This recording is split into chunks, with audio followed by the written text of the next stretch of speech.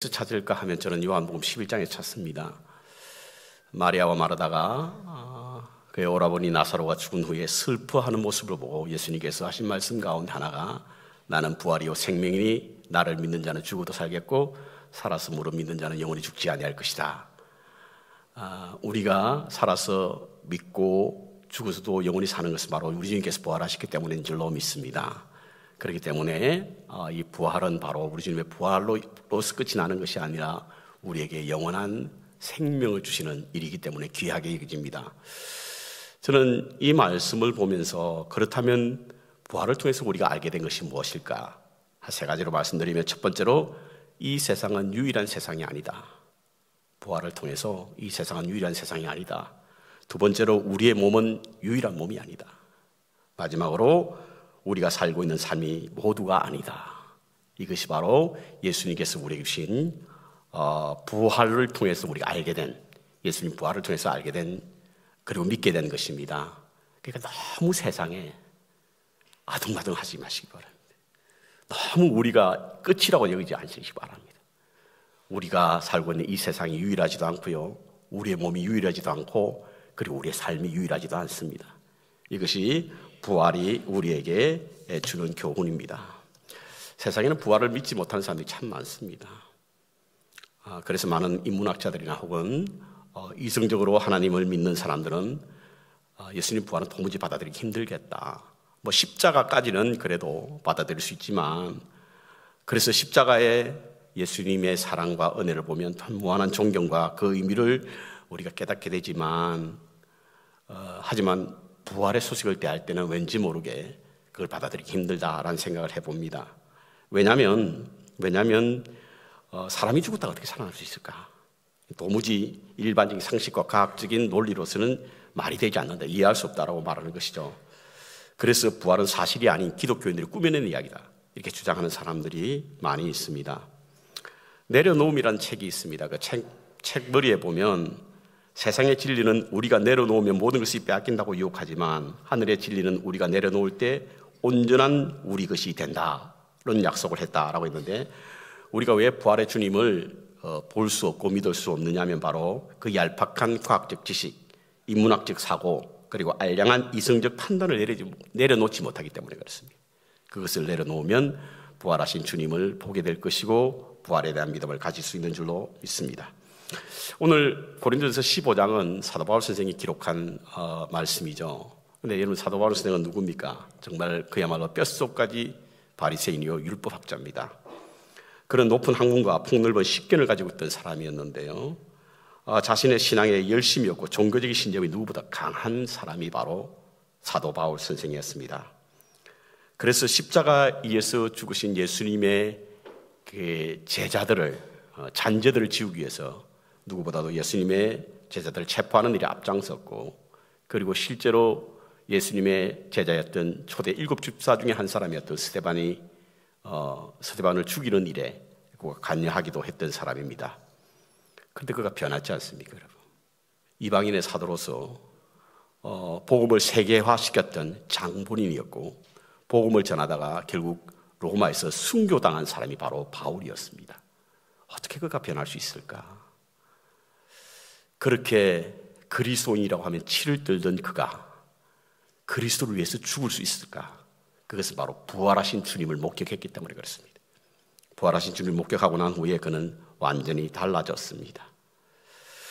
그가 오늘 부활의 증인으로 고린도전서 15장에 있는 말씀을 기록하고 있는데요, 누구보다도 상세하게 그리고 설득력 있는 가르침으로 부활의 소식을 전하고 있는 내용이 바로 고린도전서 15장입니다. 부활의 중요성을 말하면서 그가 처음으로 이런 말을 던집니다. 내가 받은 것을 먼저 너에게 전하였노니 이는 성경대로 그리스도께서 우리 죄를 위하여 죽으시고 장사 지낸 바 되셨다가 성경대로 다시 사흘 만에 다시 살아나셨다. 그러니까 부활의 사건은 어느 날 갑자기 급조된 어떤 사건이 아니라 예언됐던 일이요, 그 예언이 실행으로 옮겨졌던 사건이 부활의 사건이었다는 겁니다. 이사야서 26장 19절에 보면요, 이런 말씀이 있죠. 주의 죽은 자들은 살아나고 그들의 시체들은 일어나리니 티끌에 누운 자들이 너희는 깨어 노래하라. 주의 이슬은 빛나니 있으리니 땅이 죽은 자들 내어놓으리라. 같은 그런 이사야 선지자를 통해서 부활에 관한 예언을 하셨고, 그리고 다니엘서 12장 2절에도 땅의 티끌들 가운데 자는 자들 중에 많은 사람이 깨어나 영생을 받는 자도 있겠고 수치를 당하여서 영원히 부끄러움을 당할 자도 있을 것이며 라고 하는 예언이 되었다는 겁니다. 그러니까 예수님이 이 땅에 오시기 전 700년, 다니엘서는 한 500년 이 경에 이미 이 땅에 부활이 있을 것을 예언했고, 오늘 사도 바울 선생은 율법학자답게 이것은 그냥 우연히 어떤 일로 인해서 갑자기 이루어진 것이 아니라 성경의 말씀대로 이루어지게 되었다라고 하는 말씀을 고린도 교회를 향해 전하고 있습니다. 그럼에도 불구하고 고린도 교회는 부활을 믿지 않는 사람들이 많았던 것 같아요. 우리 교인들 가운데서도 여러분 부활은 도무지 받아들이기 힘든다 그런 분들 계시잖아요. 아마 고린도 교회도 그랬던 것으로 보입니다. 그래서 사도 바울 선생은 만약 너희들이 부활이 없다고 하면 어떻게 될까? 부활이 없다고 하면 너희들이 열심으로 교회를 섬기고 하나님의 말씀대로 지켜 살려고 하지만 부활이 없으면 어떻게 될 것인가? 여러분 부활이 없으면 우리 신앙은 어떻게 되죠? 저는 부활이 없으면 한 3가지 정도로 우리가 어떻게 될까를 고민하는데요. 오늘 본문에도 본문을 읽을 때 12절부터 20절까지 내용을 보면 13절부터 16절까지 계속해서 반복적으로 부활이 없다고 한다면, 만일 부활이 없다고 한다면 이런 말을 계속 반복적으로 하고 있습니다. 이것은 바로 고린도 교회가 믿음 생활을 하면서도 부활의 신앙이 없었던 사람들을 향하여 사도 바울 선생의 가르침입니다. 만약 우리가 부활이 없다고 한다면 어떻게 될까? 그 첫 번째로 부활이 없으면 헛것이라는 겁니다. 헛것. 우리의 믿음이 헛것이에요. 우리 믿음 생활이 헛것입니다. 왜냐면요, 부활이 없으면 우리는 죽은 신을 섬기는 거예요. 지금 예수님께 십자가 달려 돌아가셨잖아요. 다시 사시지 않았다고 한다면 우리 죽은 신을 섬기는 거예요. 죽은 신에게 예배하는 거예요. 죽은 신에게 기도해달라는 거예요. 죽은 신에게 찬양하는 겁니다. 이것이 헛것이잖아요. 누가 여러분 공동묘지 가가지고 내가 억울한 일을 이 땅에 했으니 내 소원을 들어달라고 하는 사람 누가 있겠습니까? 아무도 없습니다. 우리가 믿는 하나님은 화석화된 하나님도 아니에요. 추상적인 어떤 하나님도 아닙니다. 하나님은 살아계신 하나님이세요. 그것은 바로 무엇으로 알 수 있냐? 주님의 부활로 알 수 있다는 거예요. 그런데 부활이 없으면 이와 같은 우리의 믿음이 다 헛것이라고 하는 이야기인 것입니다. 예수님이 십자가 달리실 때 한편 강도가 예수님을 비웃으며 너 스스로도 구원하지 못하면서 우리를 어떻게 구원하겠느냐고 외쳤던 비웃음과 똑같습니다. 주님의 부활이 없으면 우리의 믿음은 헛것입니다. 우리는 살아계신 신을 믿고 있는 겁니다. 그분께 기도하고 그분께 예배하는 겁니다. 그러기에 부활이 없으면 우리는 헛것입니다. 둘째로 부활이 없으면 우리는 거짓 증인이 됩니다. 예수님께서 부활하시고 난 이후에 먼저 게바에게 보이셨습니다. 제자들에게 보이셨습니다. 500명 성도가 있는 곳에 보이셨습니다. 그리고 예수님의 동생이었던 야고보에게 보였습니다. 마지막 만삭되어나지 못한 자인 자기에게도 주님이 부활하신 것을 보였다는 겁니다. 이게 주님의 부활은 어떤 몇몇 사람들이 꾸며낸 이야기가 아니라 많은 사람들 앞에 보여요. 여러분 이 이야기는요, 이 말씀은 여인들을 뺀 숫자입니다. 그러니까 얼마나 많은 사람들이 예수님의 부활하신 것을 보았겠습니까? 본 사람들이 그냥 있었겠어요? 어떤 사람 보지 않은 것도 봤다는 사람이 있는데 부활하신 것을 보았으니 그들은 부활의 증인으로 살아가는 겁니다. 그러니까 목숨도 아까워하지 않았던 것이죠. 그 부활의 증인들이 만약에 부활이 없었다고 하면 그들이 거짓말하고 있는 거예요. 그런데 여러분 보십시오. 거짓말을 위해서 죽는 사람은 없습니다. 여러분. 거짓말을 위해서 목숨을 버리는 사람은 없습니다. 예수님의 제자들이 순교를 당했던 것은 부활하신 것을 보았기 때문에 순교당한 거지, 부활하신 모습을 보지 않았다고 한다면 그 거짓을 위하여 자기 생명을 바치지 않는다는 사실인 것입니다.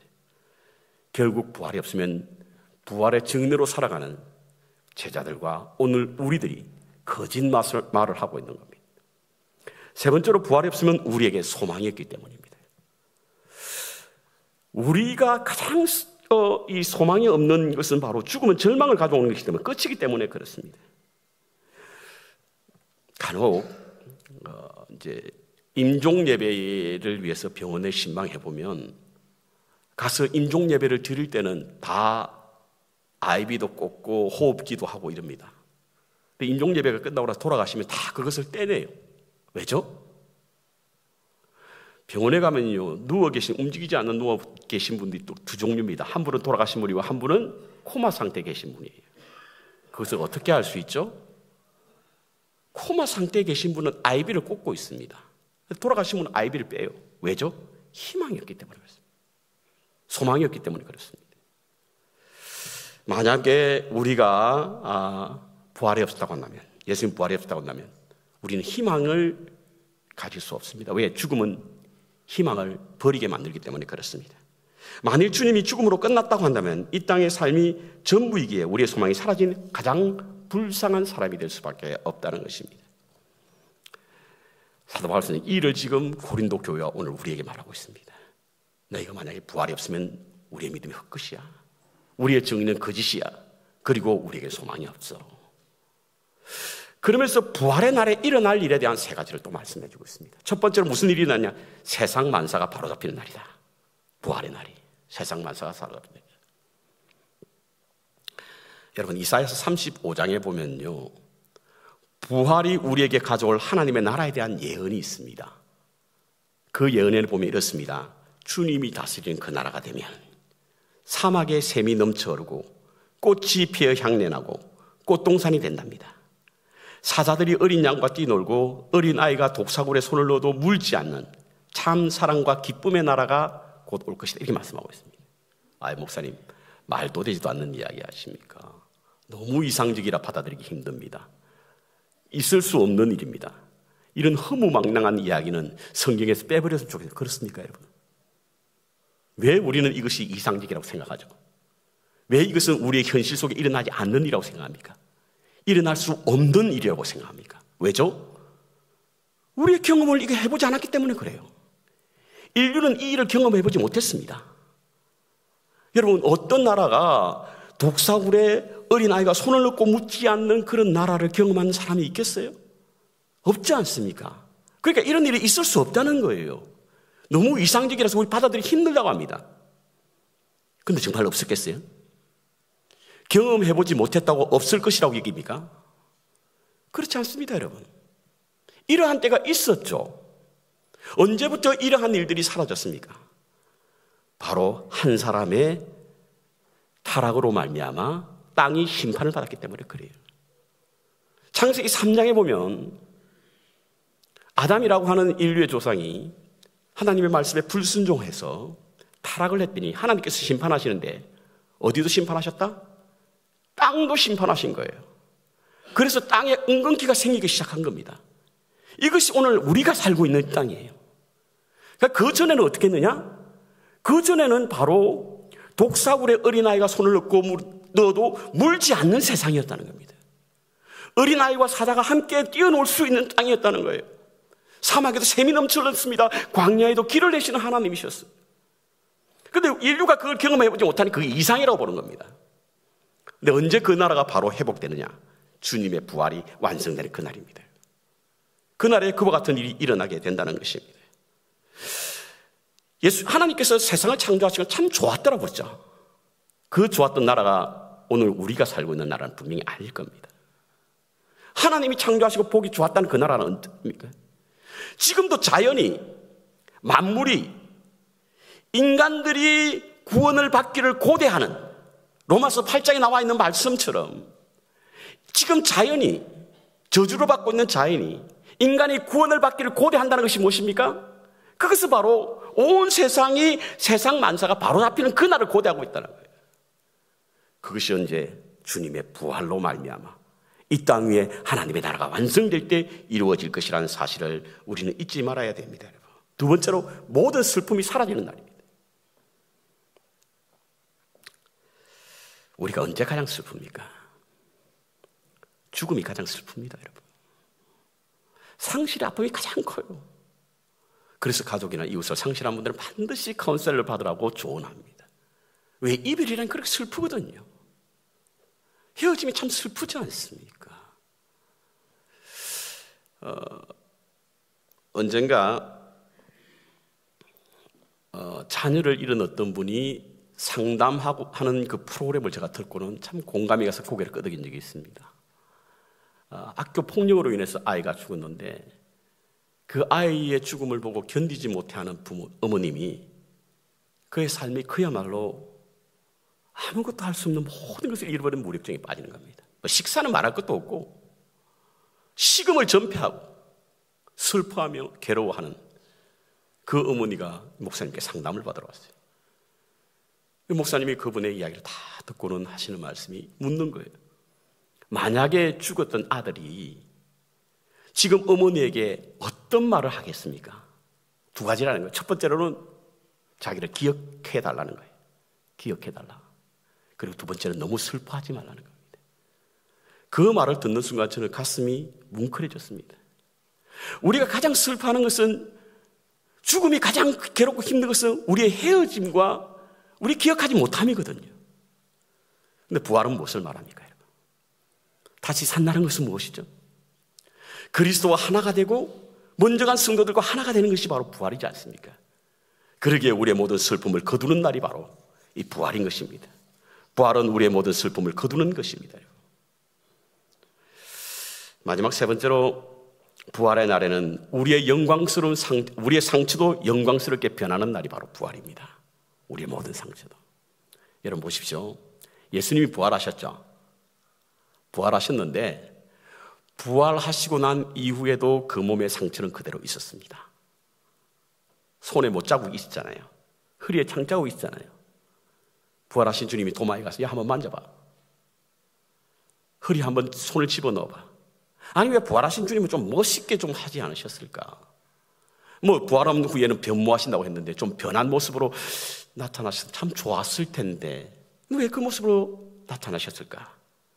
그것은 바로 부활은 우리의 상처도 영광이 되는 날이 바로 부활이기 때문에 그렇습니다. 여러분, 믿음 생활하면서 상처 많이 받죠? 믿지 않았으면 받지 못할 상처도 우리가 있습니다. 그래서 때로는 믿음 생활에서 포기하시는 분도 계시죠. 떠나는 분들도 계십니다. 그러나 오늘 여러분들이 받은 상처가 있다고 한다면 부활의 날은 그것마저도 영광이 될 수 있는 줄로 믿습니다. 그렇기 때문에 부활은 우리에게 세상 만사를 사로잡히게 하는 날이에요. 모든 슬픔이 사라지게 하는 날이며 우리의 상처도 영광이 되는 날이 바로 부활입니다. 하나님이 천지를 창조하시고 난 후에 다 이루셨다고 하셨죠. 다 이루셨다고 하셨거든요. 다 이루셨다고 하셨습니다. 예수님도 십자가에 달려서 마지막 은혜가 뭐죠? 다 이루셨다는 겁니다. 하나님께서는 다 이루셨다고 하시고 난 후에 안식을 하셨습니다. 예수님도 다 이루셨다고 하신 후에 그 영혼이 하나님께 갔습니다. 회의론자들은 예수님이 부활하지 할 수 없었던 이유가 바로 여기에 있다. 죽음으로 다 이뤘다. 이렇게 말씀하고 있습니다. 그런데 그렇지 않습니다, 여러분. 청교도 신학자 오헨이라고 하는 사람은 이런 말을 했습니다. 주님의 십자가가 죽음으로서의 죽음이었다. 좀 쉽게 말씀드리면 죽음을 죽이기 위해서 주님께서 죽으셨다는 거예요.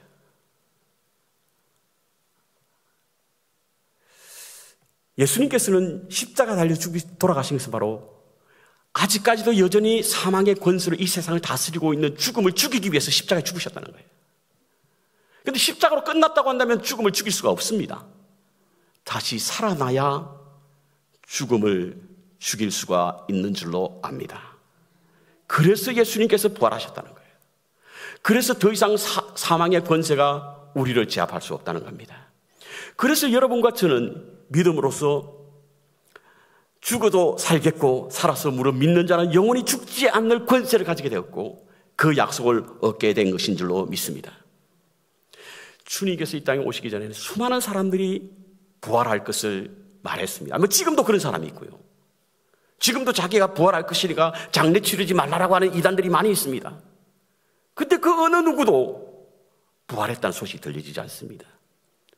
오로지 그분이 해내셨습니다.